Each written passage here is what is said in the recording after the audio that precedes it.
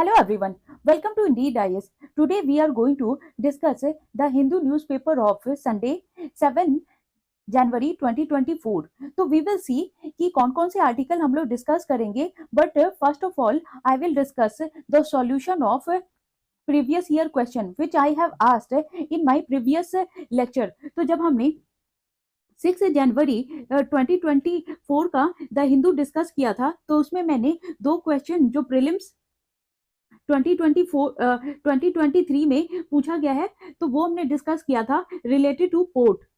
तो आज हम लोग उसका देखेंगे एंड मैं इस पे एक लेक्चर भी बनाऊंगी कि कितने सारे इंडिया में पोर्ट्स हैं और उनका पर्सपेक्टिव क्या है, वो कहाँ पे लोकेट करता है एंड उसका इंपॉर्टेंस क्या है. तो ये सारी चीजों को लेके एंड देन हम लोग देखते हैं कि ये कौन कौन से आर्टिकल जो आज हम लोग डिस्कस करने वाले हैं. तो first of all we will discuss DGCA orders inspection of Boeing 737-8 max exit. तो इसमें क्या हुआ कि जो अलास्का का जो अमेरिका में है एयरलाइंस, तो वो चलते जब वो फ्लाइट जब उड़ने लगी थी और वो 3 मीटर की दूरी पे जब गया, तो उसके सडन जो है इमरजेंसी गेट उखड़ के गिर गया और वो सारे पैसेंजर्स के लिए शॉकिंग था और सारे पैसेंजर पैनिक भी हो गए थे.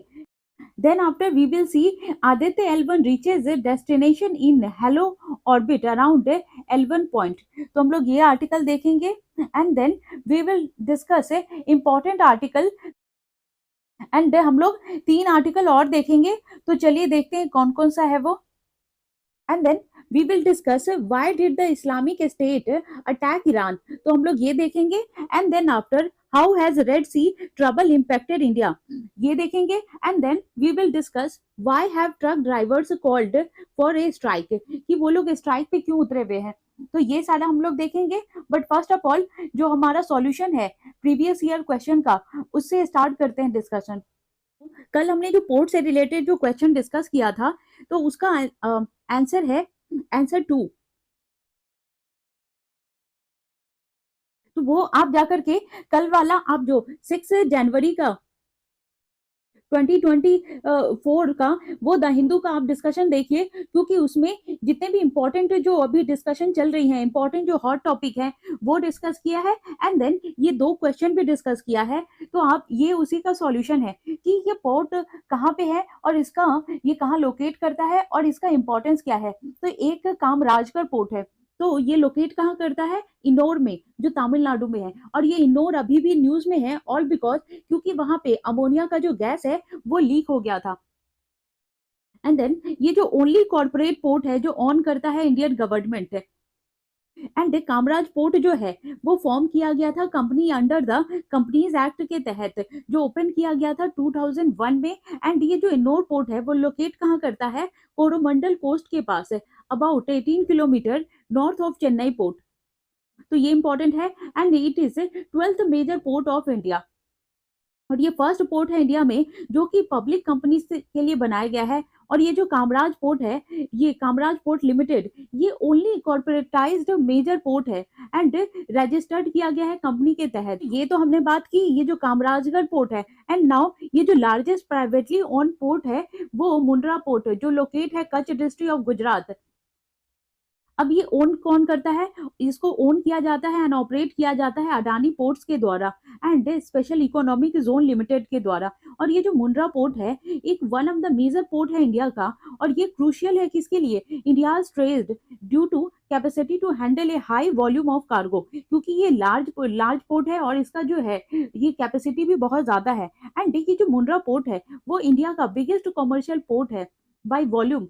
अगर वॉल्यूम के हिसाब से कंपेयर करें तो ये बिगेस्ट कॉमर्शियल पोर्ट है जो ओवरटेक करता है जवाहरलाल नेहरू पोर्ट ट्रस्ट को, जो कि कंट्रीज लार्जेस्ट कंटेनर गेटवे है. और वो कौन, जवाहरलाल नेहरू पोर्ट. और ये हैंडल करता है 5.65 मिलियन. और ये जो मिलियन 20 फुट जो इक्विवेलेंट है ये जो फाइनेंशियल ईयर में बताया गया है. एंड इसका जो ग्रोथ है वो 18% है और जो कंपेयर किया गया है लास्ट ईयर के तहत. तो ये सारा चीज है. एंड देन हम लोग एक और पोर्ट डिस्कस करेंगे और वो है विशाखापट्टनम पोर्ट. डिस्कस करते हैं विशाखापट्टनम पोर्ट.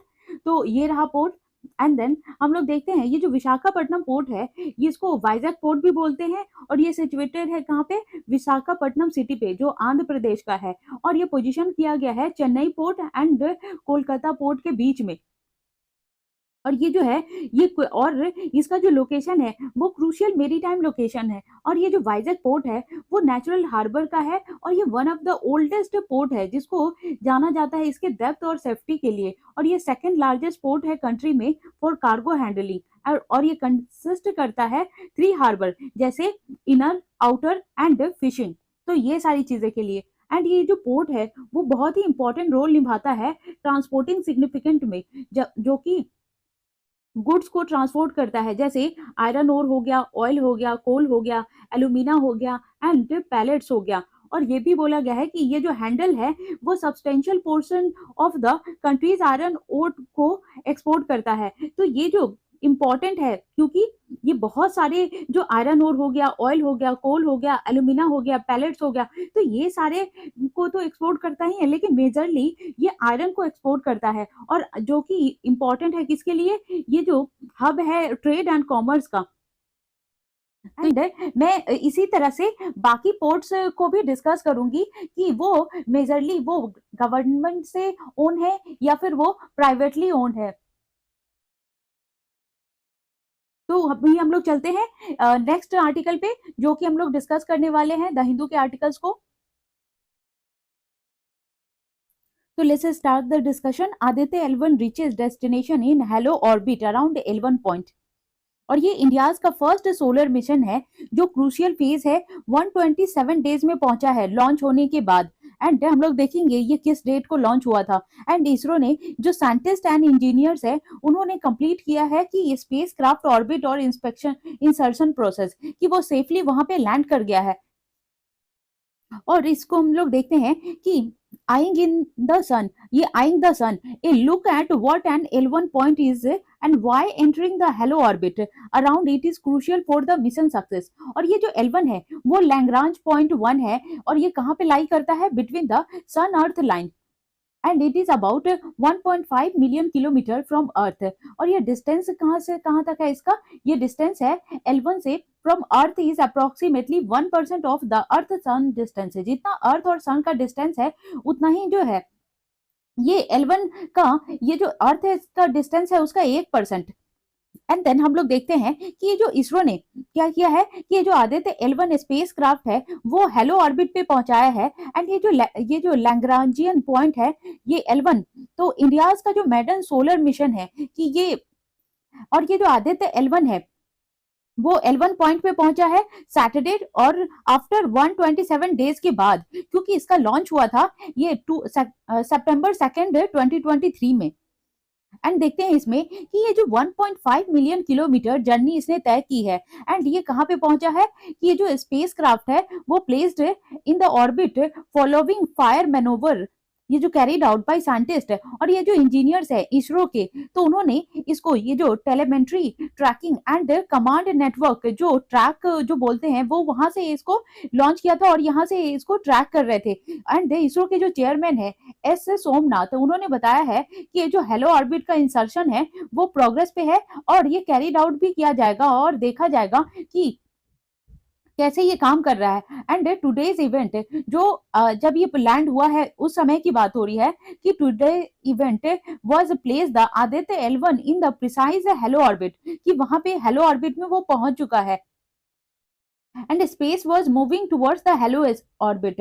और ये जो स्पेस क्राफ्ट है वो हेलो ऑर्बिट के चारों तरफ मूव कर रहा है, but we had to make some corrections. And उन्होंने ये भी बोला है कि कुछ करेक्शंस करना होगा तब जाके, अदरवाइज ये जो स्पेस क्राफ्ट है जो हेलो ऑर्बिट की तरफ मूव कर रहा है, तो कुछ जो अगर ये जो करेक्शन नहीं किया तो ये जो डिस्प्लेस भी हो सकता है उस लैग्रांज पॉइंट 1 से, तो इसीलिए उन्होंने बोला है कि इसमें कुछ करेक्शंस करने की जरूरत है। एंड कंटिन और उसकी वजह से जो कंटिजेंसीज आ सकती है, but I am only telling mathematically it can escape, कि उनका ये अनुमान है सिर्फ कि अगर इसमें कुछ करेक्शंस करने की जरूरत है, नहीं तो वो अपने प्लेस से डिस्प्लेस हो सकता है, और वो सिर्फ मैथमेटिक्स के बेसिस पे बोल रहे हैं, अदरवाइज ये जरूरी नहीं है कि वो डिस्प्लेस होगा ही। तो इसका जो कंटिन्यूएशन आर्टिकल है वो हम लोग देखते हैं। so that ये very precisely done placing a spacecraft in hello orbit, और we have achieved today the exact placement based on our measurement and very correct prediction of the velocity required। तो उन्होंने बोला कि जो हमारा पहले प्रेडिक्शन था तो ये उसी जगह पे पहुंचा है, और जितनी वेलोसिटी की जरूरत थी, जितनी स्पीड की जरूरत थी, वो उसी स्पीड से और उतनी ही दिन पे पहुंचा है। तो ये बहुत अच्छा कैलकुलेशन था कि वो सही जगह पे पहुंचा है।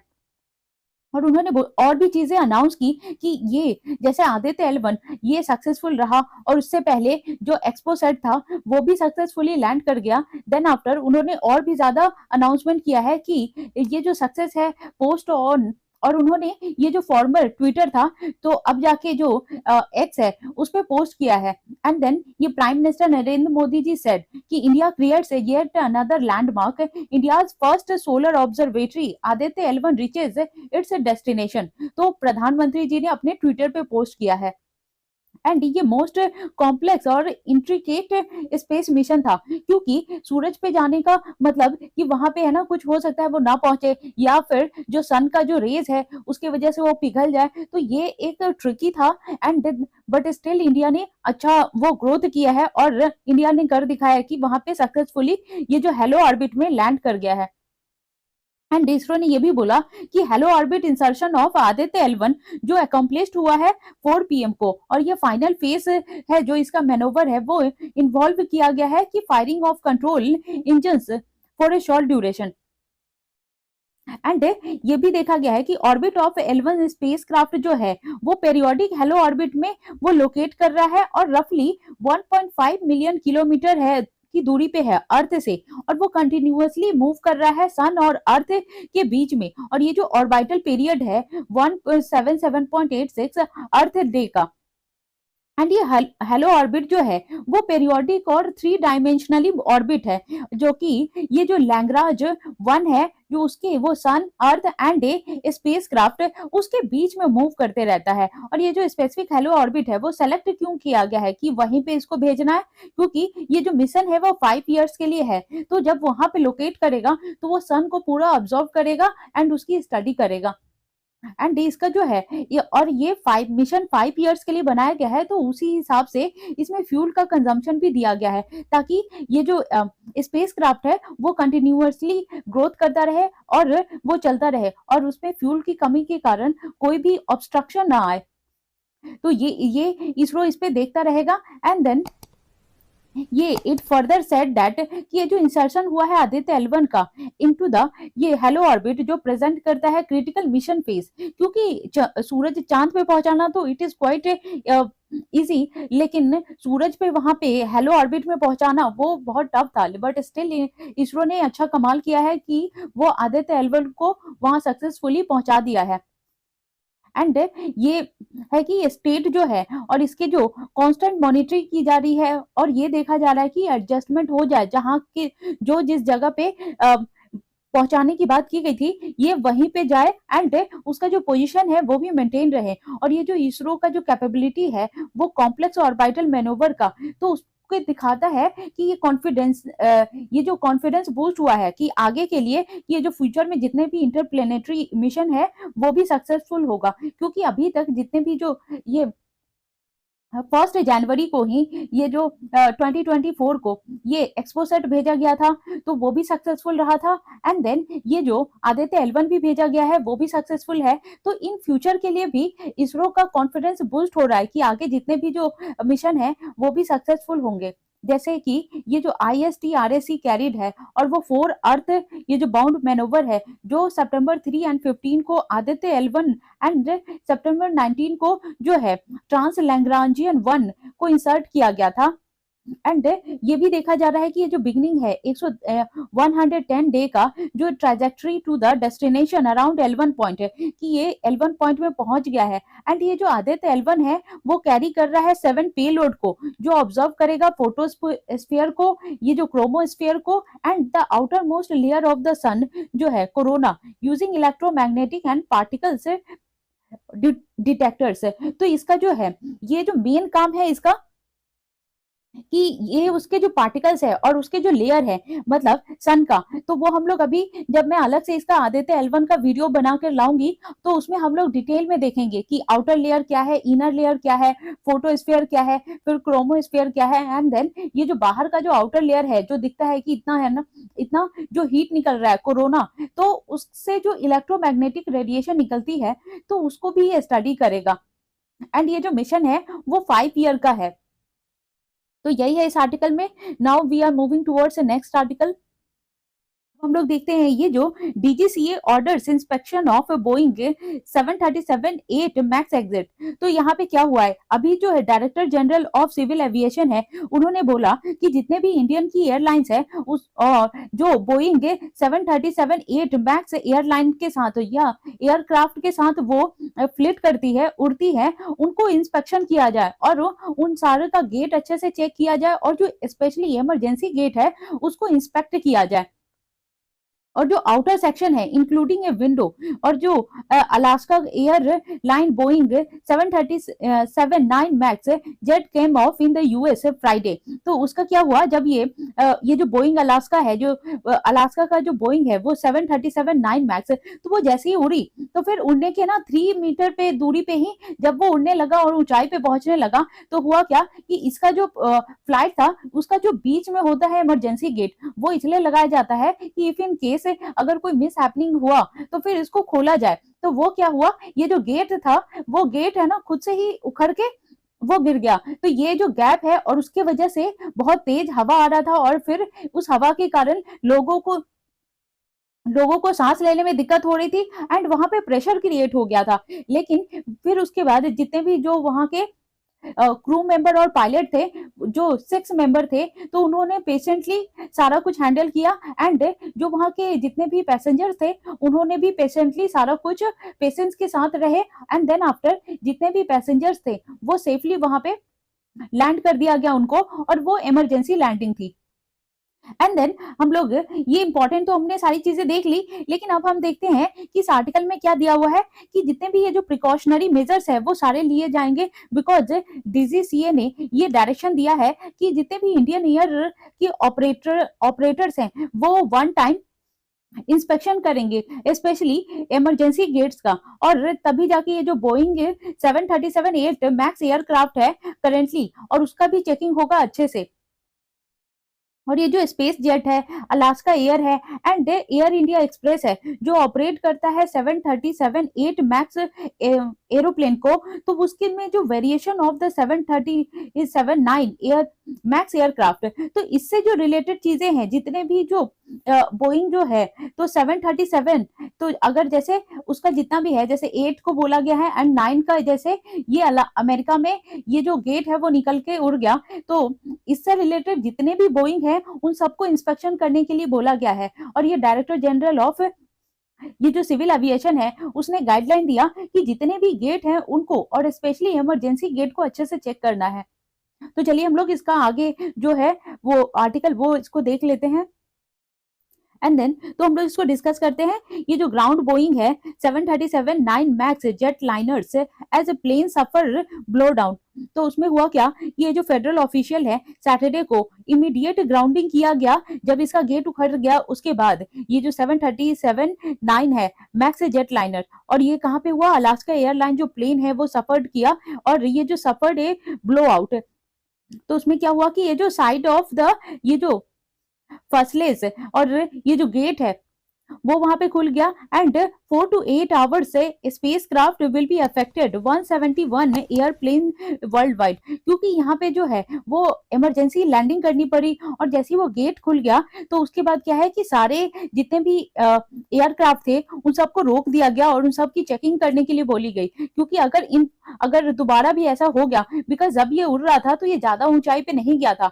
अगर ये ज्यादा ऊंचाई पे जाता एंड वो सडन लैंड नहीं कर पाता फिर और भी दिक्कत हो सकती थी।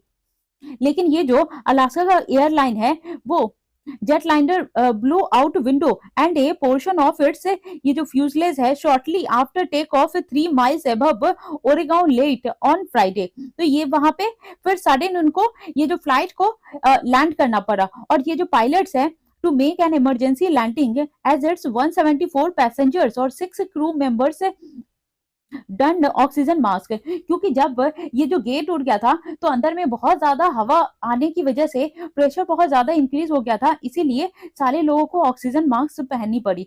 एंड उसके बाद क्या हुआ कि ये जो safely to Portland International Airport about 20 minutes after it had departed, and जब ये गेट खुला एंड उसके 20 मिनट बाद ही इन्होंने सेफली लैंड किया। एंड थैंकफुली कि जितने भी पैसेंजर थे उसमें 174 वो सब सेफली लैंड कर गए एंड किसी को भी कुछ नहीं हुआ।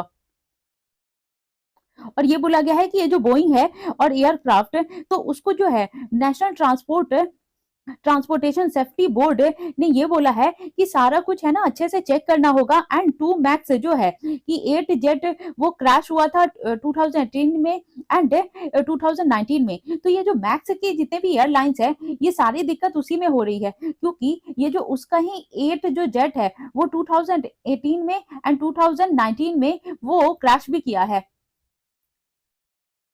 एंड ये जो और उसी की वजह से ये जो 346 पीपल भी मारे गए थे और near 2 year world wide grounding all max 8 and max 9 plane. और ये जितने भी 8 और 9 है ये सारी दिक्कतें इसी में है और इसी की वजह से बहुत सारे लोगों का डेथ भी हुआ है।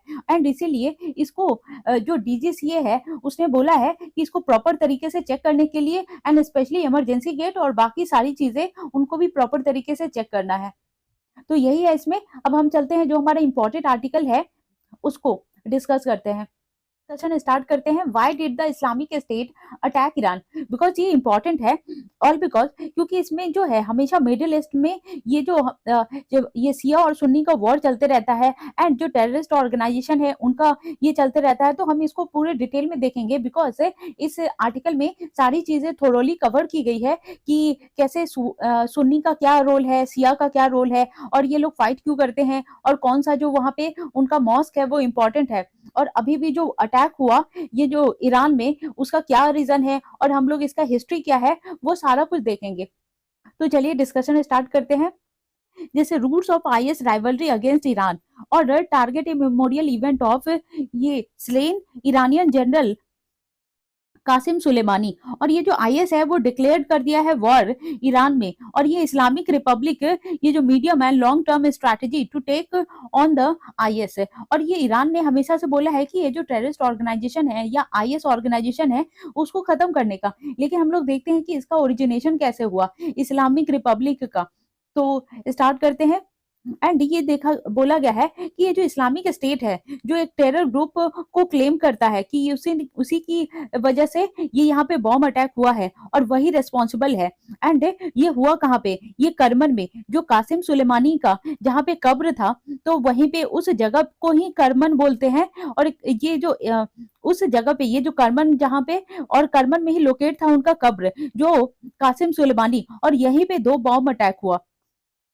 और ये जो ईरानियन जनरल थे जो मारे गए थे किसे, और जो मारा गया था यूएस के वजह से। और यूएस ने बोला जाता है कि यूएस ने जहां पे वो कासिम सुलेमानी था वहीं पे ड्रोन से वो अटैक करवाया था और बॉम्ब का जो जनवरी 2020 में। और ये सुलेमानी क्या था? कमांडर ऑफ द कुड्स और कुड्स फोर्स जो इलाइट करता था ईरान के इस्लामिक रेवोल्यूशनरी गार्ड कॉर्पोरेशन को जो आईआरजीसी। और ये स्वर्ण करता था कि enemy of Islamic state when he was alive. तो जब ये जो कासिम सुलेमानी था तो ये बोलता था कि ये मैं गार्डर हूँ ये इस्लामिक रेवोल्यूशन का, और इसीलिए वहां पे इसका बहुत ज्यादा दबदबा था और लोग इसे बहुत मानते भी थे और ये बहुत ही इसको इज्जत करते थे। और यहाँ पे उसका बहुत मेन रोल था, अहम रोल था। और वो अपने आप को कहता था कि मैं गार्डर हूँ, मैं गार्ड करता हूँ ये जो इस्लामिक रेवोल्यूशन है उसका। एंड ये जो करमन बॉम्बिंग है एट विच जहाँ पे 84 पीपल है ना डेथ हो गए एंड मोर देन 200 जो इंजर्ड है। एंड ये जो इस्लामिक रिपब्लिक ऑफ ईरान ये जो स्टार्ट हुआ ये क्या करता है, ये ग्रो हुआ कब? जो टेररिज्म है तेहरान का उसको फेस करने के लिए। एंड ये जो इन्वॉल्व है इसमें Iran and Israel are on rise of West Asia. कि जब वेस्ट एशिया का ग्रोथ करने में मेन 2 लोग का हाथ है ईरान एंड इजराइल का। और हम लोग देखते हैं कि ये जो आईएस है जो इस्लामिक स्टेट है उसने ईरान को क्यों टारगेट किया और वजह क्या है इसको टारगेट करने का। And why does the IS target Iran, ये ईरान को ही क्यों टारगेट कर रहा है? ये जो आईएस है, इस्लामिक स्टेट है, जो कि सुन्नी सलाफी जिहादिस्ट है, और जो ये सीज ईरान ए शिया थियोक्रेसी। अब देखते हैं कि ये जो ईरान है, ये जो और आईएस है, ये शिया सुन्नी की लड़ाई है, क्योंकि जो आईएस है वो सुन्नी सलाफी है और वो ईरान जो है वो शिया थियोक्रेसी है। और जो आइडियोलॉजी, ये थियोक्रेसी किसको बोलते हैं? जो आइडियोलॉजिकल राइवल है किसका, एंड बैटलफील्ड एनिमी है। और ये जो आईएस है वो नोटोरियस है इसकी sectarian violence against the Shias है, कि शिया के लोगों के लिए वो हमेशा वायलेंस क्रिएट करता है जो आईएस है वो। और वो कहता है ये कॉल द रफीदा, ये रफीदा मतलब कि rejectionist, a derogatory term used by Sunni extremist to refer the Shia, कि और दे आर, ये जो शिया कम्युनिटी है वो रिजेक्ट करते हैं फर्स्ट थ्री सुन्नी को, जैसे कि ये जो caliph of Islam Abu Bakr and Umar and Uthman. और ये जो आईएस है वो जो शिया, एंड ये जो आईएस है वो शिया है, आर नॉट द रियल मुस्लिम। तो ये एक थोड़ा कॉम्प्लिकेटेड है बट इम्पोर्टेंट भी है, क्योंकि इससे ना हमेशा क्वेश्चन पूछ लिया जाता है, स्पेशली मेंस में। क्योंकि ये जो ईरान है वो ईरान शिया है, एंड ये जो आईएस है ये सुन्नी है। तो ये शिया सुन्नी का वॉर है। एंड देन हम लोग देखते हैं अभी कि ये जो आईएस है वो शिया को है ना, वो शिया को कहता है कि वो रियल मुस्लिम नहीं है, दे आर एपोस्टेट्स। एपोस्टेट्स क्या होता है? दोज हु फॉलो शिर्क, शिर्क मतलब आइडोलेट्री को फॉलो करते हैं, वो उनको बोलते हैं। और ये जो आईएस कंट्रोल करता है territories of Iraq and Syria from 2014 से लेकर के 2018 तक। और ये जो सिया है वो फेस करता है systemic persecution and violence even after IS lost the territories and shifted the focus of their operation and the lawless land of eastern Afghanistan and continue to attack Afghanistan Hazara Shia minority। तो ये सारी चीजें हैं कि ये जो IS है वो जितने भी सिया कम्युनिटी है या सिया जितने मुस्लिम है, तो एक तो वो उनको मुस्लिम नहीं मानता, और जहां पे भी इसकी कम्युनिटी है शिया की, ये वहां पे अटैक करते रहता है। जैसे वो अफगानिस्तान में भी करता है जहां पे हजरा शिया माइनॉरिटी है उन पे। और ये जो आईएस है वो ईरान को किस तरह से देखता है कि एक फॉर्मिडेबल राइवल है, इसीलिए वो लोग हमेशा बैटलफील्ड में घिरे रहते हैं, और ईरान को वो बैक करता है। Military played a key role in defeating jihadists in part of Syria and predominantly in Iraq. March 2017 में the Wilayat Diyala Iraq based unit of the IS had released first propaganda और video in Farsi. और इसमें बोला था कि ये जो Persia between yesterday and today urging Iranian Sunnis to declare allegiance to caliphate and rise against and topple the Iranian regime। तो ये बोल रहा था कि फिर से ये हम लोग को अराइज होना चाहिए और ये कैलिफेट को फिर से ये अलाइव करना चाहिए, और जितने जो लोग नहीं मानते हैं कैलिफेट को उसको खत्म कर देना चाहिए। एंड उसी के बाद से ये जो IS has carried out high decibel propaganda in Persian, और उन्होंने ये पर्शियन में भी ये जो प्रोपेगेंडा है वो भी उठाया था। और IS wanted to expand their sphere of operation from Afghanistan to other nearly land. और जो भी लोग ये क्या करना चाहते हैं कि अपनी टेरिटरी को और अपनी पकड़ को ये लोग और ज्यादा बढ़ाना चाहते हैं। और स्टार्ट किया है उन्होंने ईरान से सबसे पहले, और 3 month after the video was released. और ये सब है ना वीडियो में बताया कि कैसे वो लोग अपनी टेरिटरी को इन्हांस करना चाहते हैं और उनकी जो कम्युनिटी है और जो रिलीजन है उसको बढ़ाना चाहते हैं। एंड ये जो ये IS carried out a coordinated attack on Iran parliament and the mausoleum of Ayatollah Khomeini killing at least 17 पीपल। और उन्होंने ये जो ईरान के पार्लियामेंट पे भी आईएस ने क्या किया था कि ईरान के पार्लियामेंट पे भी अटैक किया था, और ये जो मौसोलियम है अयोतुल्ला खमीनी का उसको भी, और कोशिश की थी कि और 70 पीपल को वो मार भी दिया था। and it was a declaration of war by the Islamic State on the Islamic Republic। और ये क्या करता है हमेशा by the time ये हमेशा अटैक करता है और डिक्लेयर करता है कि अब वॉर का ये जंग का मैदान छिड़ गया है और हम सारे टेरिटरी को ले लेंगे वापस।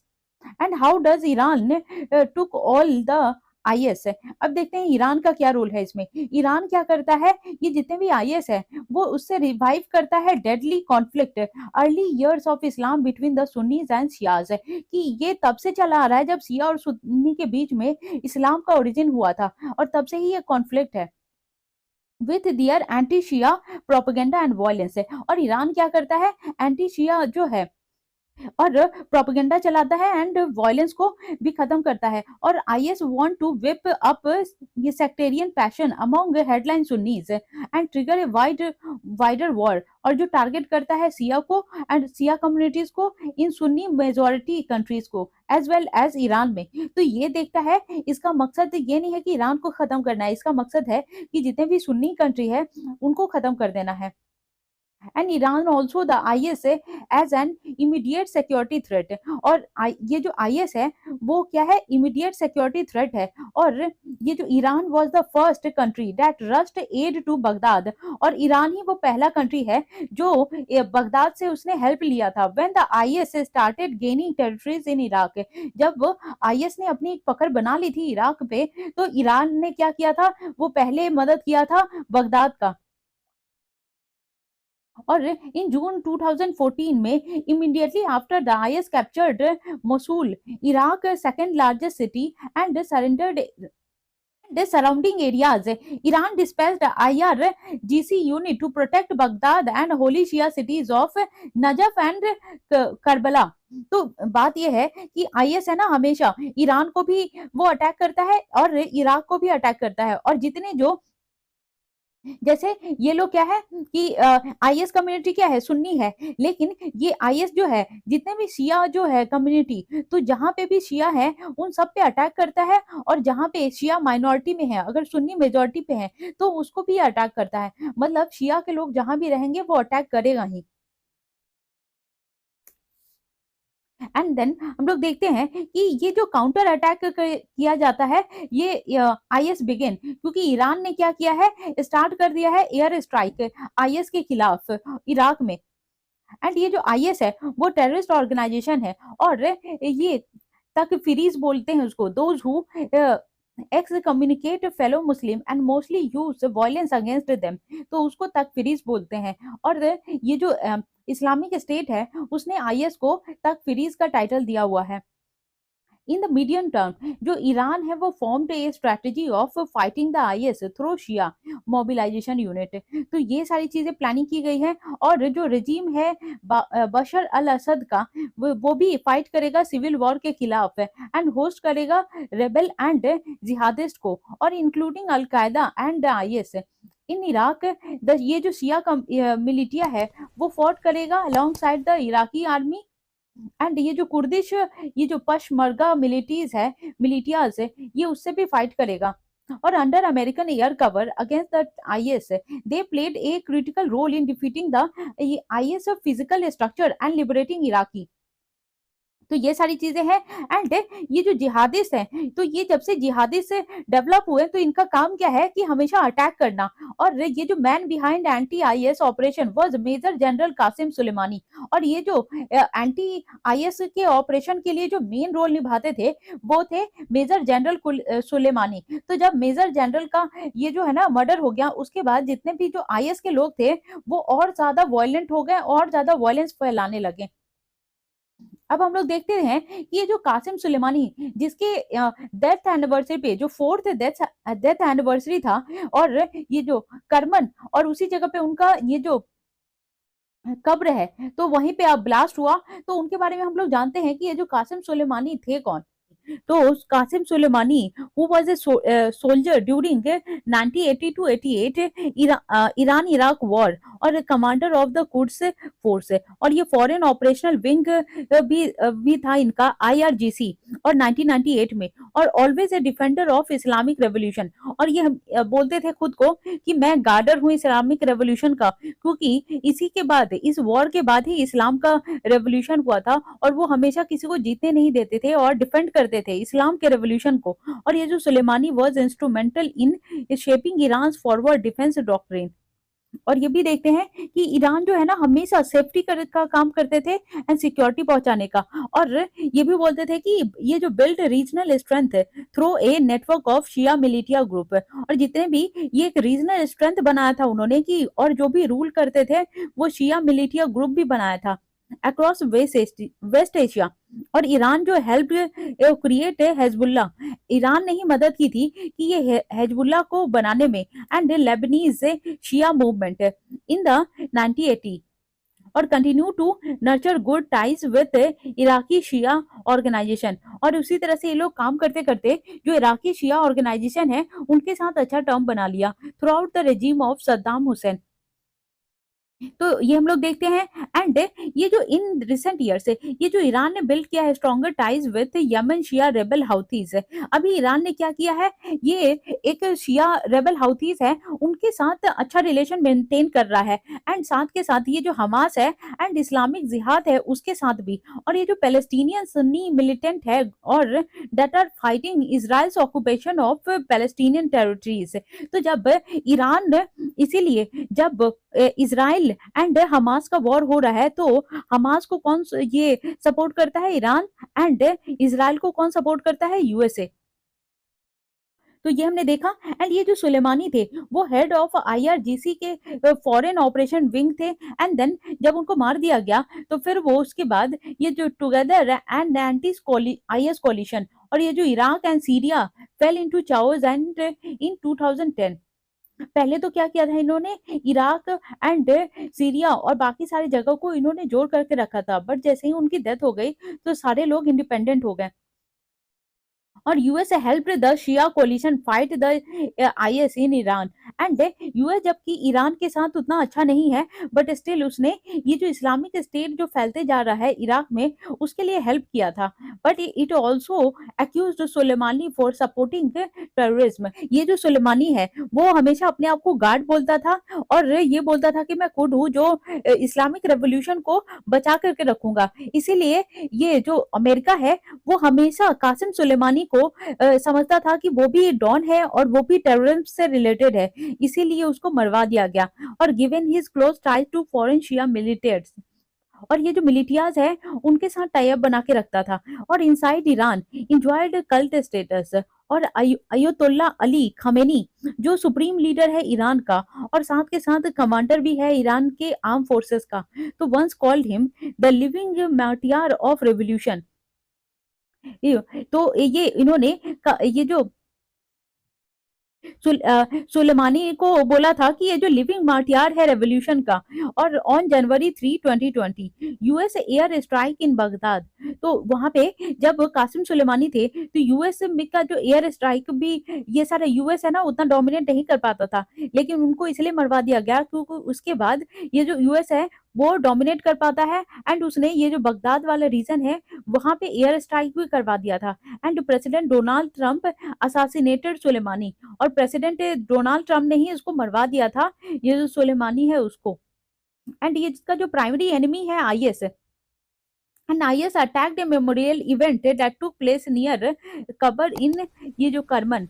और एंड लेट्स सी कि what does the track mean for Iran, कि ईरान के लिए ये क्यों जरूरी है। ये जो इस्लामिक रिपब्लिक है, इस्लामिक रिपब्लिक क्या करता है, not the earth of external security challenge. तो इस जब से इस्लामिक रिपब्लिक आया है तब से वो लोग पूरी कोशिश करते हैं कि बाहर का कोई सिक्योरिटी चैलेंज ना आए, लेकिन ये जो इंटरनल है जो ईरान का वो हमेशा से बना हुआ है, और वो कई सारे फोर्ट्रेस के वजह से।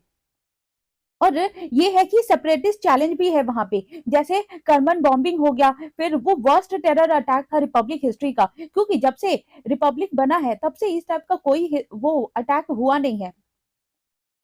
एंड ये जो आईएस का एक्सपांडिंग कैपेबिलिटीज है वो भी बढ़ चुकी है, उसके वजह से भी एक सिक्योरिटी का वल्नरेबिलिटीज बना रहता है। ये जो ईरान जो है वो अपना इंक्रीज कर रहा है रीजनल प्रेशर, और किसके साथ, ये जो इजराइल गाजा का जो वॉर जो हो रहा है और डे बाय डे वाइडेंड होते जा रहा है, उसी से कि अपना गाजा के बॉर्डर पे भी अपना रीजन बनाने की कोशिश कर रहा है। एज वी नो कि जो ईरान है वो गाजा को सपोर्ट कर रहा है, मतलब, और ये जो हमास को सपोर्ट कर रहा है एंड इजराइल यूएसए इजराइल को सपोर्ट कर रहा है, तो इसीलिए वहां के रीजन को भी ये अपने कंट्रोल में लाना चाह रहा है। और ये जितने भी अरब कंट्रीज हैं वो themselves diplomacy to address Israel ये indiscriminate bombing of Gaza. And ये जितने भी अरब कंट्रीज हैं वो ज्यादा इन्वॉल्व तो नहीं हो रहे हैं, लेकिन ये कह रहे हैं क्या कि ये जो इजराइल ने ये जो अटैक किया है गाजा पे वो बहुत ये इनडिस्क्रिमिनेट वाली बात है। And they has killed at least ये 22,000 पीपल इन 90 डे, तो इतने सारे लोगों का डेथ हो गया है। एंड ये जो ईरान है वो क्या कर रहा है, जितने भी इजराइल एंड यूएस का जो पोजीशन है उसको वीक करने की कोशिश कर रहा है, और वो साथ दे रहा है कि इसका पैलेस्टीनियन का और जो हमास है उनका। एंड ये जो हिजबुल्लाह है has been engaging Israeli troops on Lebanon से southern border in a limited way. और जितने भी ये शिया मिलिटिया है वो इराक में क्या कर रहे हैं, रिपीटेडली टारगेट कर रहे हैं यूएस की फोर्सेस को और डिप्लॉय कर रहे हैं इराक एंड सीरिया को। और ये जो यमन का हौदी है उसने अभी अटैक किया है 25 कमर्शियल वेसल से जो अभी बाबल मंदेब स्ट्रेट से जितने भी गुजर रही थी। एंड उसी में से एक यूएस का वेसल भी है जो अभी 2-3 डेज बैक वो अटैक किया गया है। एंड ये जो रेड सी है, रेड सी को एक बैटलफील्ड की तरह बना दिया गया है। एंड ये जो इजराइल है एंड यूएस है वो क्या कर रहा है कि एक रिटेलिएट करने की कोशिश कर रहा है कि ये जितने भी अटैक हो रहे हैं उसको। और ये जो आईआरजीसी है एक एडवाइजरी का काम करता है कि कैसे किल्ड किया जाए सीरिया में, एंड उसने किल्ड भी किया था दिसंबर 25 में। एंड ये जो टॉप हमास लीडर है जो किल्ड हो गए वहां लेबनान में ऑन जनवरी 2। एंड देन हम लोग देखते हैं both believe to be executed by Israel. And ये जो है और ऐसा बोला जा रहा है ये जो किल्ड हुआ हमास का जो लीडर था वो जनवरी 2 को जो किल्ड हो गया वो बोला जा रहा है कि इजराइल ने मरवाया है। और एंड जनवरी 4 को जब US carried out an air strike in Baghdad to kill a Shia militia. And जनवरी 4 को ये शिया मिलिटिया को भी मरवाने की कोशिश की गई यूएस के द्वारा। एंड ये जो देखते हैं आईएस जो है, IS found an opportunity to strike its old enemy. और अभी जितने भी वॉर हो रहे हैं या फिर क्राइसिस का सिचुएशन बना हुआ है तो ये जो इस्लामिक स्टेट है वो इसको अपॉर्चुनिटी की तरह ले रहे हैं कि कैसे हम इसको है ना खत्म कर दे, जो पुरानी दुश्मनी है उसको फिर से ये स्ट्राइक करके और इस अपॉर्चुनिटी का फायदा उठाया जाए। एंड ये जो ईरान है, ईरान के लिए एक चैलेंज बना हुआ है कि कैसे वो टैकल करेगा, क्योंकि इसका जो ट्रेडिशनल एक्सटर्नल सिक्योरिटी थ्रेट है वो भी बना हुआ है अभी। एंड जो रिलेटिवली जो new yet growing internal security है वो भी अभी बहुत ज्यादा ये थ्रेट पहुंचा रहा है। एंड ये जो ट्रेडिशनल एक तो यूएसए से चला ही आ रहा है एंड ईरान से भी चला आ रहा है, क्योंकि ये सालों पुरानी जो है वो दुश्मनी है, अभी वो भी हो गया है। एंड देन ये जो इस्लामिक स्टेट वाला है जो टेररिस्ट है एंड जितने भी टेररिस्ट ग्रुप है एंड इस्लामिक ग्रुप है वो भी एक्टिव हो गए। तो ईरान को ये जो डबल थ्रेट है और बहुत सारे चैलेंज का सामना करना पड़ रहा है। तो यही सारी चीजें हैं, लेकिन ओवरऑल क्या है कि इस पे जो है शिया और जो सुन्नी का जो ज्यादा वो खतरा है कि ये लोग जो आपस में ही इतना लड़ रहे हैं, ऑल बिकॉज कि ये जो शिया एंड सुन्नी का बहुत ज्यादा ये है कि जैसे अगर एक तो बोला जाता है कि ये जो रिलीजन का वॉर होता है तो रिलीजन का इसमें क्या है कि ये लोग सेम ही रिलीजन है लेकिन इनकी कम्युनिटी अलग है, एक तो सुन्नी की है एंड एक तो शिया की है। और उन्होंने क्या किया है, एक तो आइडोलेट्री और उन्होंने क्या किया है, एक तो आइडलशिप को मानता है और दूसरा सिर्फ जो लोग हैं उनको मानते हैं। तो ये सब चीजों की वजह से डिफरेंसेस बना हुआ है। और ये सबसे ज्यादा कहाँ पे होता है, इराक में, ईरान में और ये सारे जो मिडिल ईस्ट वाली कंट्री है उसमें। तो इसको हमने डिटेल में देख लिया and now we are moving towards next article. चलते हैं, देखते हैं कि how has Red Sea trouble impacted India, कि रेड सी की वजह से इंडिया में क्या इम्पैक्ट पड़ रहा है। एंड हम लोग देखते हैं कि ये जो कार्गो शिप है जो taking a longer route around the Cape of Good Hope will import and export be affected. And ये उसी तरह से सिचुएशन हो गया है जब ब्रिटिश के टाइम जब स्वेज कैनाल का ओपनिंग नहीं हुआ था एंड रेड सी और ये जितने भी स्ट्रेट है और स्ट्रेट ऑफ जिब्राल्टर या फिर ये जो ओमान वाला रूट, तो ये सारा रूट जब नहीं ओपन हुआ था तब जैसे ये केप ऑफ गुड होप का रास्ता लिया जाता था जो बहुत लंबा पड़ता था, ये अभी जो है वैसा ही सिनेरियो हो गया है।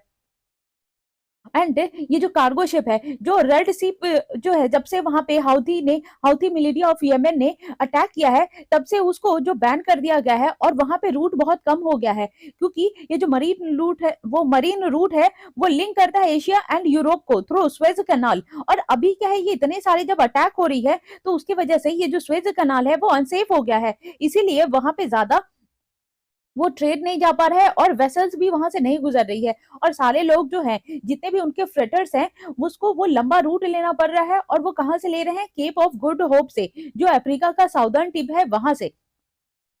और ये एक दिखाता है कि जब पेंडेमिक था और रशिया का यूक्रेन वॉर था, ये तब से चला आ रहा है, एंड ग्लोबल इकोनॉमिक शटडाउन भी हुआ था, तभी भी ये रास्ता अपनाया गया था। बट अभी क्या है कि इतना फ्रीक्वेंट अटैक हो रहा है, जिसके वजह से मेजर रूट लिया जा रहा है, एंड इससे इम्पैक्ट क्या पड़ रहा है इंडिया के ट्रेड पे। और जबकि वो रेड सी से जब नहीं जा रहा है कार्गो, तब कि जब से अटैक हुआ है तो मेजर जितने भी कार्गो शिपिंग लाइन है वो डिसाइड किया गया कि वो ऑपरेट नहीं करेंगे उस रूट से। एंड 90% ऑफ वेस्टर्न जो हेमिस्फीयर कार्गो है वो इनबाउंड है और शिप किया जाता है इंडिया से ही। एंड ये use to go through Red Sea, क्योंकि वो लोग अपना इतने सालों से हैबिचुएटेड हो गए हैं कि वो रेड सी का ही रास्ता अपनाते हैं। लेकिन अब क्या किया है उन्होंने, रीरूटिंग किया है। रीरूटिंग मतलब कि रास्ता चेंज कर दिया है और नया मैप बनाया है, और वो कहाँ से, केप ऑफ गुड होप का। एंड ये क्या है, according to the Federation of Indian Export Organisation, जो डायरेक्टर जनरल अजय सहाय हैं, उन्होंने बोला कि ये जो यूरोप है एंड यूएस का ईस्ट कोस्ट है, तो वो सारी कंट्रीज भी जो नॉर्थ अफ्रीका से ही सब वो ये उस रूट को ही अपना रही है, जो कि एक लॉन्गर रूट है। एंड ये जो रिमेनिंग 10% ऑफ इंडियन इंपोर्ट और एक्सपोर्ट कार्गो है, या तो वो ये मूव नहीं कर रहा है, और या फिर वो यूज कर रहा है ट्रांजिट फैसिलिटी। एंड इससे क्या हो रहा है कि ये जो बायर सेलर का जो कॉन्ट्रैक्ट है वो हैम्पर हो रहा है, और ये जो एफओबी है, ये जो फ्री ऑन बोर्ड, वो भी हैम्पर हो रहा है। एंड देन ये जो कॉस्ट इंश्योरेंस है, एंड ये जो फ्रेट है या फिर CNF cost and freight contract है, वो भी हैम्पर हो रहा है, बिकॉज ये सारी चीजों में डिले हो रहा है जब लंबा रूट लिया जा रहा है उस। एंड ये जो फ्रेट है has to be borne by exporter, और ये जो फ्रेट जो बनाया गया है वो एक्सपोर्टर के लिए बनाया गया है इन केस ऑफ एफओबी, जहां पे buyer have a comfortable inventory, और they are asking the Indian exporter to hold back consignment, क्योंकि अभी क्या है, जो उनको लंबा रूट अपनाना पड़ रहा है, या फिर जाने से यहाँ से अगर भेजने में भी लंबा टाइम लगेगा, तो वो ऐसा कह रहे हैं जो भी इंडियन एक्सपोर्टर है उनको वो होल्ड बैक करने के लिए जितने भी कंसाइनमेंट है। लेकिन कंसाइनमेंट होल्ड नहीं हो सकता है लंबे समय के लिए, बिकॉज जितने भी जो प्रोडक्ट है जो ज्यादा टाइम तक नहीं चलने वाला है, तो उससे क्या होगा कि वो खराब हो सकता है, और ये दिक्कत वाली बात है। तो ये सारा सामना करना पड़ रहा है इंडिया के एक्सपोर्टर्स को। एंड ये जो एक्सपोर्टर्स है have to bear the freight, are requesting their buyer to allow them to hold the consignment given the increase freight cost. और ये जो है बोल रहे हैं कि ये कंसाइनमेंट को होल्ड कीजिए चाहे वो उसका कॉस्ट बढ़ाना पड़े। तो ये सारी चीजें हैं, includes peak season surcharge and contingency surcharge है, ये वो भी लगाया जा रहा है। एंड अभी क्या है कि ये पीक सीजन है, अभी सामान ज्यादा पहुंचाना था, लेकिन ये इस वजह से ये हो नहीं पा रहा है, और ये भी एक मेजर रीजन है ये लॉस का। and there is a zero inventory, the buyer would assist in shipment of goods, और ये सारा चीज है। एंड रफली देखे तो 20 से 25% जो है कंसाइनमेंट है वो अभी होल्ड करके रखा गया है। एंड कंटेनर जो कॉर्पोरेशन ऑफ इंडिया है वो ऐसा कह रहे हैं कि अभी above of 25% of its container are being held back by Indian exporter, अभी जो इंडियन एक्सपोर्टर है उनको वापस कर दिया गया, क्योंकि जो रूट है वहां पे ब्लॉक है और इतना खतरा बन गया है, तो इसीलिए वो लोग जा ही नहीं पा रहे हैं, इसीलिए उनका सामान आधे रास्ते से ही वापस आ गया है। और everybody is hoping the situation will normalise shortly, क्योंकि अगर ये सिचुएशन नॉर्मल नहीं हुआ तो आगे चल के सारी कंट्रीज को बहुत ज्यादा नुकसान झेलना पड़ेगा, ट्रेड में भी, सिक्योरिटी में भी, और वो हर तरफ से। एंड उनकी जो जीडीपी है और जो इकोनॉमी है उसमें भी बहुत लॉस का सामना करना पड़ेगा। एंड जो रिसेंट डेवलपमेंट है वो हम लोग देख रहे हैं कि कैसे फिंगर क्रॉस करने का है कि ये जो सिचुएशन है डे बाय डे वर्स्ट ही होते जा रहा है, इसीलिए अभी सारे लोगों ने फिंगर क्रॉस किया हुआ है और ऐसा वो होप कर रहे हैं कि ये सारी चीजें जल्दी से जल्दी ठीक हो जाए।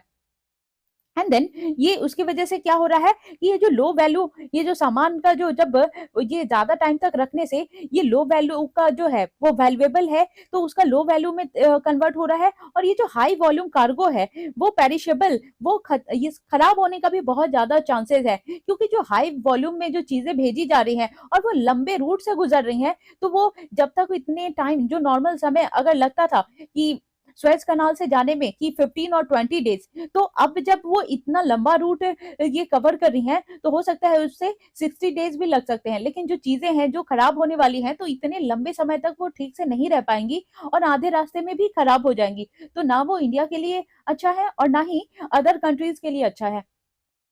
हम देखते हैं how does the crisis impact India's import, क्योंकि ये सारी चीजें हमने देखी जो इंडिया को इम्पोर्ट जो एक्सपोर्ट को कवर कर रहा है। लेकिन अब हम देखेंगे कि इम्पोर्ट में कैसे क्राइसिस फैल रहा है, कि ये जो एक्स्ट्रा टाइम लिया जा रहा है account of the longer route, ये जो लंबा टाइम लिया जा रहा है, तो उससे क्या होगा कि development could make importer costlier. तो ये तो एक पॉइंट है कि ये जो इंपोर्ट है वो कॉस्टली हो रहा है। दूसरा पॉइंट है कि both import and export cycle have elongated, कि पहले अगर वो 20 दिन में पहुंचता था तो और सामान आता था, तो अब 60 दिन लग जाएंगे। तो उससे क्या होगा कि हमने पहले ही पेमेंट कर चुके हैं सारे सामान की, लेकिन जब वो आएगा तो वो खराब मिलेगा हमें, तो वो एक दिक्कत वाली बात है। तो ये हो गया। एंड देन उसका जो रेड सी क्राइसिस की वजह से उनका जो ये जो प्लान है वो भी रिड्यूस हो गया है, और ये जो उसकी वजह से ये जो price of petrol and diesel, तो वो भी ज्यादा रिड्यूस हो रहा है। एंड यहाँ पे दो दो चीजों, अभी इंडिया क्या है, दो दो चीजों की वजह से सफर कर रहा है। एक तो ये सारी चीजें हो रही हैं, एंड देन यहाँ पे जो हिट एंड रन लॉ है, तो उसकी वजह से जो प्रोटेस्ट चल रहा है, तो वो उसके कारण भी बहुत सारा चीजों का सामना करना पड़ रहा है। एंड पेट्रोल डीजल या फिर ट्रांसपोर्ट एंड लॉजिस्टिक्स उसकी भी जो है वो भी बंद है, तो उसके वजह से भी फेस करना पड़ रहा है। और अभी हम लोग नेक्स्ट आर्टिकल वही देखने वाले हैं जो हिट एंड रन लॉ बना है उसके रिगार्डिंग। एंड इंडिया का जो ग्रॉस इंपोर्ट है वो वैल्यू जो है 25.8% था 2022 से 2023 में, एंड 22 से 22.6% था first half of current fiscal. And ये देखते हैं कि ये जो इंडिया का जो कंजम्पशन है वो डिपेंड है based on consumption in the April से सितंबर, तो उसका कितना आंकड़ा है 87.6% है। तो ये सारी चीजें हैं। एंड ये गवर्नमेंट का जो पेट्रोलियम का प्लानिंग है और एनालिसिस है, तो वो सारा कुछ है ना इसके कारण बिगड़ रहा है, क्योंकि ये जो टर्बुलेंट सिचुएशन आ गई है, तो जो पेट्रोलियम मिनिस्टर है हरदीप सिंह पुरी, उन्होंने बोला कि no plan to slash fuel prices, ये ऐसा कोई प्लान अभी बनाया नहीं गया, ऐसा कोई प्लान अभी बनाया नहीं गया है। एंड हम लोग देखते हैं कि ये जो फ्रेट रेट इंक्रीज हो रहा है और रेलेवेंट जो रूट था वो उससे ना जाकर के लॉन्ग रूट अपना रहे हैं, तो उसकी वजह से क्या हो रहा है, सरचार्ज भी सिग्निफिकेंटली लोअर है than the cost link to rerouting via Cape of Good Hope. तो लंबा समय लग रहा है। पहले क्या होता था कि ज्यादा सरचार्ज देना होता था क्योंकि जल्दी पहुंचना होता था, अभी तो क्या है कि बहुत लंबा रूट ले रहे हैं, तो वहां पे सरचार्ज तो कम हो गया है। लेकिन यही है कि अगर सरचार्ज के देखें, लेकिन अगर जब तक पहुंचेंगे तब तक सामान खराब हो जाएगा, तो उससे भी कोई बेनिफिट नहीं होगा। और जो करंट प्राइसिंग डायनामिक्स है वो टैंकर का वो भी डाइवर्ट हो रहा है प्रीडोमिनेटली। एंड ये जो वन ऑपरेट किया गया है यूएस के द्वारा, एंड ये जो इसराइल का लिंक्ड है, तो ये सारी चीजों की वजह से बहुत दिक्कत हो रही है।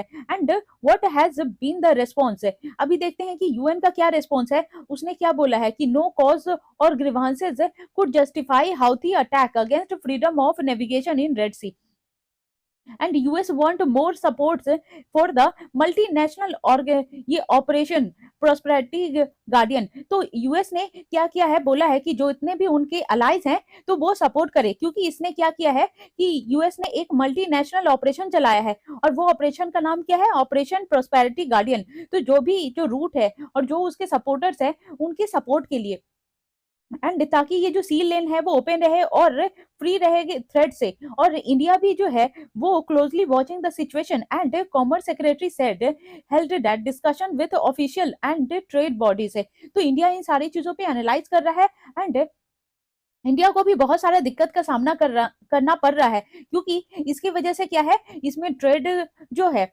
ट्रेड का भी बहुत नुकसान हो रहा है, एंड जो वहाँ की पीस एंड हार्मनी है उसका भी नुकसान हो रहा है, एंड जो लॉजिस्टिक्स है एंड जो ट्रेड की वजह से जितने भी चीजें हैं एक्सपोर्ट की एंड इंपोर्ट की और जो सामान है उसका भी बहुत ज्यादा नुकसान हो रहा है। तो यही है इस सारे आर्टिकल में। एंड इससे पहले भी मैंने ये जो रेड सी वाला आर्टिकल है वो बहुत अच्छे से उसको डिस्कस किया है एंड मैप के साथ, तो मैं डिस्क्रिप्शन बॉक्स में उसका लिंक डाल दूंगी, आप उसको भी देख लीजिएगा प्लीज। सो आपका जो मैप वाला एरिया है और जो भी चीजें उस समय चल रही थी तो वो भी आपका अच्छे से फ्रेश हो जाएगा सारा नॉलेज, एंड आप कनेक्ट कर पाएंगे कि अभी जो ये सिनेरियो चल रहा है वो पहले क्या क्या हुआ था जिसकी वजह से आज जो सिचुएशन बन गया है, तो वो आप कनेक्ट कर पाएंगे।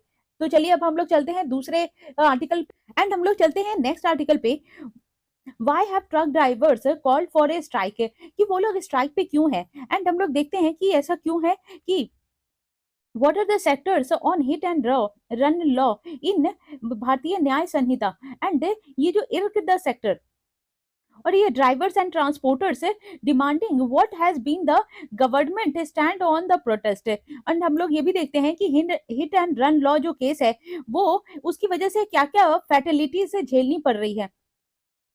सो ट्रक ड्राइवर्स ने ये अनाउंस किया है कि वो लोग मंथ लॉन्ग तक वो स्ट्राइक करेंगे, कब से, जनवरी 1 से, और प्रोटेस्ट करेंगे। ये जो स्ट्रिक्टर पनिशमेंट है जो देने की बात की गई है हिट एंड रन लॉ के केस के अंदर, ये जो नया लॉ आया है उसके अंदर, और ये जो भारतीय न्याय संहिता है जो 2023 में आया है उसके तहत कि जितने भी ट्रक, बसेस, ऑयल टैंकर और जो डेमोन्स्ट्रेशन वो ब्लॉक किया, इसी की वजह से अभी क्या किया है इन्होंने कि ये एक तो ये सजा मिलेगा इन लोग को, ट्रक वाले को, बसेस को, ऑयल टैंकर्स है जो रफ इतना चलाते हैं, तभी जाके इन लोगों ने ये भी प्रोटेस्ट कर दिया है एंड रोड ब्लॉक कर दिया है सेवरल प्लेसेस पे, जैसे ये सारे स्टेट्स है जहां पे रोड ब्लॉक की गई है। उसी के रिगार्डिंग ये फ्यूल का शॉर्टेज हो गया है, and ministry of home affairs ने ये मीटिंग भी की है ये जो ट्रांसपोर्टर्स के बॉडीज हैं उनसे, जैसे all India motor transport Congress है AIMTC, उनसे, एंड ये बोला गया कि ये डिफ्यूज किया गया है उनके सिचुएशन को कि ये जो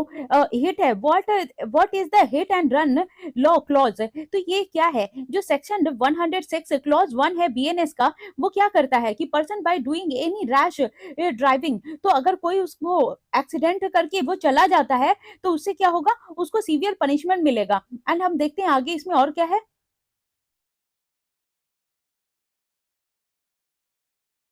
एंड ये जो रैश एंड नेग्लिजेंट एक्ट करेगा, और ये जो कल्पेबल होमिसाइड, ये होमिसाइड क्या होता है, जो ह्यूमन को जो किल करते हैं उसको बोला जाता है, एंड ये पनिश्ड किया जाएगा विथ इम्प्रिजनमेंट इधर डिस्क्रिप्शन, और ये ऐसा बताया गया है जो टर्म क्या रहेगा, 5 years का था पहले, लेकिन अभी हम लोग देखेंगे कि क्या चीज चेंजेस हुई हैं। ये जो 5 years का था, एंड ये also liable to section 106 clause 2 का स्टेट्स, एंड ये भी देखेंगे death of any person by rash and negligent driving of vehicle not amounting to culpable homicide, and पहले इतना स्ट्रिक्ट लॉ नहीं था, लेकिन अभी क्या है कि एक स्ट्रिक्ट लॉ लाया गया है, उसकी वजह से यहाँ पे ये प्रोटेस्ट हो रहा है।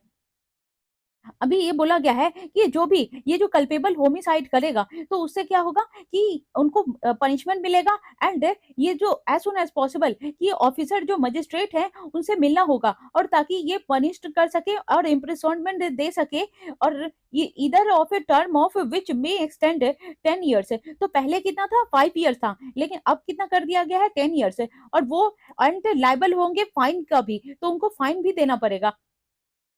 एंड ये जो सेक्शन है 304A इंडियन पीनल कोड का, उससे रिप्लेस कर दिया गया है भारतीय न्याय संहिता, और ये पनिशमेंट भी दिया जाएगा, एंड जब ये डेथ हो जाएगा किसी नेग्लिजेंस के वजह से, और 2 years का, एंड इम्प्रिजनमेंट भी दिया जाएगा एंड फाइन भी दिया जाएगा। लेकिन ये सारी चीजें अभी आईपीसी में थी, लेकिन इसमें बहुत सारी चीजें अभी चेंज की गई है, जैसे अगर नेग्लिजेंस की वजह से, अगर रैश ड्राइविंग करके वो चला जाता है और एक्सीडेंट की वजह से किसी की भी डेथ हो जाती है, तो उसको तो एक तो 10 year की सजा दी जाएगी, एंड उसको फाइन भी भरना पड़ेगा। एंड ये सब हो रहा है जो सेक्शन 134 मोटर व्हीकल एक्ट 1988 उसके तहत। एंड हम लोग देखते हैं कि how did the government respond to the strike, ये गवर्नमेंट कैसे रिस्पॉन्ड कर रही है। On January 2 ministry of home affairs ने मीटिंग रखी थी एआईएमटीसी के साथ, और उससे क्या नतीजा निकला कि जो होम सेक्रेटरी अजय भल्ला है उन्होंने अपील की ड्राइवर से कि वो अपने काम पे लौट जाए, तक और एश्योरिटी भी दी कि ये जो न्यू लॉ है वो अभी तक लागू नहीं हुआ है एंड ये सारे डिसीजन पे फिर से विचार किया जाएगा, एंड ये जो सेक्शन है 106 क्लॉज 2 का बीएनएस का वो वापस ले लिया जाएगा एंड उसको फिर से कंसल्ट किया जाएगा एआईएमटीसी के द्वारा, उसके बाद ही जो नया रूल आएगा। एंड एआईएमटीसी क्या करेगी, वो सारी जो ट्रांसपोर्टर बॉडीज है जो does not represent them, and AIMTC जो कहती है क्या कि वो एक जो ये जो ट्रांसपोर्टर बॉडी है एंड वो रिप्रेजेंट नहीं करती हैं, और जितने भी ट्रक ड्राइवर हैं वो एसोसिएशन है सेवरल स्टेट्स के, जो वो all Punjab truck operators union AIP APTOU, और ये कंटिन्यू करेंगे रोड ब्लॉक, क्योंकि इनको भरोसा नहीं है कि सरकार सही में ये लॉ चेंज करेगी या नहीं करेगी। तो उन्होंने बोला कि जब तक हम कंफर्म नहीं हो जाते तब तक हम लोग रोड जाम करके ही रहेंगे, एंड उसकी वजह से क्या हो रहा है कि ये थ्रेटन किए जा रहे हैं further intensity their protest in coming days, और गवर्नमेंट जो है वो फेल कर दी गई है और ये विड्रॉ कर लिया गया है, जितने भी पेनल्टीज लगाई गई थी उस पे वो हम लोग देखते हैं कि, और उसकी वजह से क्या हो रहा है, ये जितने भी जेल टर्म भी दिया गया है कि एक तो 10 साल की सजा होगी एंड वो फाइन भी रखा गया था, तो जेल टर्म एंड फाइन की वजह से ही इतना ज्यादा वो हड़ताल प्रोटेस्ट और सारी चीजें हो रही हैं, क्योंकि जितने भी ट्रक ड्राइवर हैं उनका कहना है कि हम महीने में सिर्फ 10 से 15 हजार कमाते हैं, तो हमारी उतनी क्षमता नहीं है कि हम लोग ये जो 10 लाख एज ए फाइन दे पाए और या फिर 10 साल हम लोग जेल में रह पाए, क्योंकि अगर हम जेल में चले गए, क्योंकि बहुत सारे लोग जो होते हैं वो ब्रेड अर्नर होते हैं, तो वो खुद ही घर का सारा खर्चा चलाते हैं, अगर उनको जेल हो गई तो उनके घर को फीड कौन कराएगा। तो ये सारी चीजें हैं एंड इसी की वजह से इतना ज्यादा ये प्रोटेस्ट हो रहा है। एंड ये भी है कि ये जो हैप्पी सांधु है उन्होंने भी बोला कि ये बेटर इन्फोर्समेंट लाने की जरूरत है, एंड ट्रैफिक वायलेशन जो लोग भी करते हैं या ओवरलोडिंग करते हैं ट्रक का, तो और चेक ऑन मूवमेंट और truck trolley on road which is prohibited, और वो प्रोहिबिट करना होगा कि एक तो ट्रक सब लोग इतना ओवरलोड करके चलते हैं जिसकी वजह से उनको बैलेंस नहीं मिलता और वो पलटी खा जाते हैं, तो समवेयर जब वो अगर किसी को ट्रक नुकसान भी ना पहुंचाए हिट भी ना करे, लेकिन वो चलते चलते जब पलटी खा जाता है तो उससे क्या होता है कि ड्राइवर की भी डेथ होती है और जो आसपास के जो व्हीकल्स होते हैं उसको भी नुकसान पहुंचता है। तो ये भी चीजें हैं, तो इन सारी चीजों पे है ना प्रोहिबिट करना चाहिए, और किसके तहत, ये जो मोटर ट्रांसपोर्ट वर्कर्स एक्ट है 1961 उसके तहत। एंड हम लोग ये भी देखते हैं कि what do road accident data say about hit and run case, तो total number of 4,61,312 road accident होते हैं हर साल, और ये जो कैलेंडर ईयर है और ये 2022 उससे पता लगा है, और क्लेम किया गया है कि एक 1,68,491 जो लाइफ्स है वो हमेशा हर साल जो है ना एक्सीडेंट से डेथ कर जाती हैं, एंड ये जो 56% है एक्सीडेंट का और 60.5% फैटेलिटीज होता है नेशनल और स्टेट हाईवेज में, एंड 9% ऑफ टोटल एक्सीडेंट और डेथ होती है, जिसके एंड बस से क्या होता है 3.5%, और ये जो हिट एंड रन केसेस है वो 18.1% ऑफ टोटल एक्सीडेंट डेथ, और उसमें क्या होता है कि इतने सारे जो एक्सीडेंट तो होती हैं लेकिन 18.1% में क्या होता है कि उनकी डेथ हो जाती है। और ये हिट एंड रन क्यों बोल रहे हैं, क्योंकि बहुत सारे ट्रक होते हैं या बस ड्राइवर वो हिट करके वो रन कर जाते हैं, मतलब भाग जाते हैं एक्सीडेंट करके, वो हेल्प के लिए रुकते भी नहीं है, और जितने भी ट्रक ड्राइवर्स हैं वो vulnerable category of road users है। तो ये जो है इतना ट्रक चलता है या बस चलता है तो जो पैदल चलने वाले लोग हैं वो बहुत ज्यादा वल्नरेबल हो जाते हैं, एंड उनको लगता है कि हमारा किसी भी टाइम एक्सीडेंट हो सकता है, एंड उसके लिए क्या है जरूरत पड़ेगा कि हर जगह ये जो साइड में जो एरिया बनाया जाता है कि जितने भी बाइक्स हो गए, साइकिल हो गया, या फिर जो वॉक करके चलते हैं तो उनके लिए जगह बनाया जाए कि म्युनिसिपैलिटी, और ये जो साइड का रोड होता है जो मेन रोड्स के साथ में वो बनाना चाहिए ताकि वो लोग फ्रीली मूव कर पाए। और ज्यादा जो हिट एंड रन वाले केस से कौन जूझता है, जो बाइक वाले हैं या फिर साइकिल वाले हैं, तो वो सारे लोगों को इतना फेस करना पड़ता है। And police who tend to dream driver heavily vehicle guilty. और जो पुलिस क्या बोलती है कि जब इतना ज्यादा वो हेवी व्हीकल लेकर चल रहा था तभी इसका एक्सीडेंट हुआ है, तो इस पे भी रोक लगाना चाहिए। और इसके वजह से क्या है, need for police training in not just implementing the IPC और now BNS but also how to establish rash and negligent driving with the help of driving regulation such as Motor Vehicle Act 1988। और ये जो motor vehicle driving regulation है 2017 का, उसके तहत भी तभी जाके ये बेटर यूज हो पाएगा फोरेंसिक एविडेंस का।